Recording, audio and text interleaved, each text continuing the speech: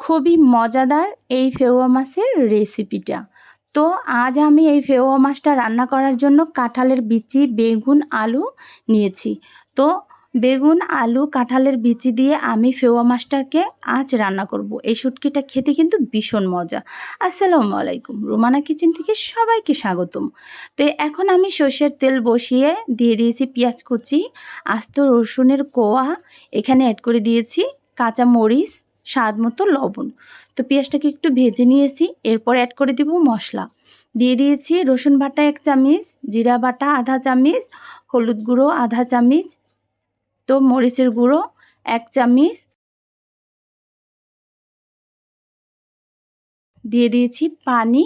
পানিটাকে দিয়ে মশলাটাকে সুন্দর করে কষিয়ে নিব। এরপর আমি এখানে দিয়ে দেব শুটকিগুলোকে। তো এখানে আমি 4টা ফেওয়া মাছের শুটকি ধুয়ে পরিষ্কার করে রেখেছিলাম, দিয়ে দিয়েছি। এখন মশলার সাথে কষিয়ে নিব। তো এখানে একটু অ্যাড করে দিয়েছি আধা চামচ ধনিয়া গুঁড়ো। তো মশলাটা কষানো সম্পূর্ণ শেষ হওয়ার পর এখন আমি এখানে অ্যাড করে দিয়েছি কাঁঠালের বিচিগুলো। কাঁঠালের বিচিগুলো দিয়ে মশলার সাথে কিছুক্ষণের জন্য কষিয়ে নিয়েছি। এখন আমি এখানে অ্যাড করে দেব আলু।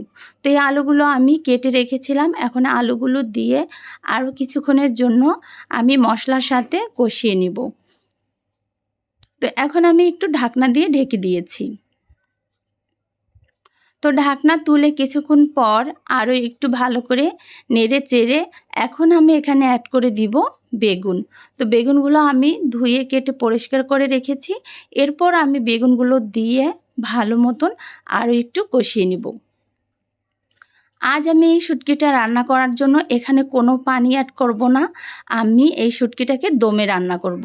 তো এভাবেই আমি নেড়েচেড়ে ঢাকনা দিয়ে ঢেকে দিয়েছিলাম। ঢাকনা তুলে কিছুক্ষণ পর আরও একটু ভালো করে নেড়েচেড়ে দিয়েছি। এরপর আমি ঢাকনা দিয়ে এই শুটকিটাকে সুন্দর করে দমে রান্না করে নিব। সত্যি মাশাআল্লাহ অনেক সুন্দর খেতে। এই শুটকিটা যদি এভাবে রান্না করা যায় দমে, তাহলে খেতে কিন্তু ভীষণ মজার হয়। যদি ভালো লাগে অবশ্যই লাইক, কমেন্ট, শেয়ার করতে ভুলবেন না নিত্য নতুন রেসিপি পাওয়ার জন্য। আর এই রেসিপিটা অবশ্যই বাসায় ট্রাই করে খেয়ে দেখবেন। এটা খেতে যে কতটা মজার, অনায়াসে 2 প্লেট ভাত শেষ করে ফেলবেন। এরকম শুটকি হলে আর কিছুই লাগে না। তো আমার শুটকিটা কিন্তু রান্নাটা সম্পূর্ণ শেষ। এরপর আমি শুটকিটাকে পরিবেশন করে নিব।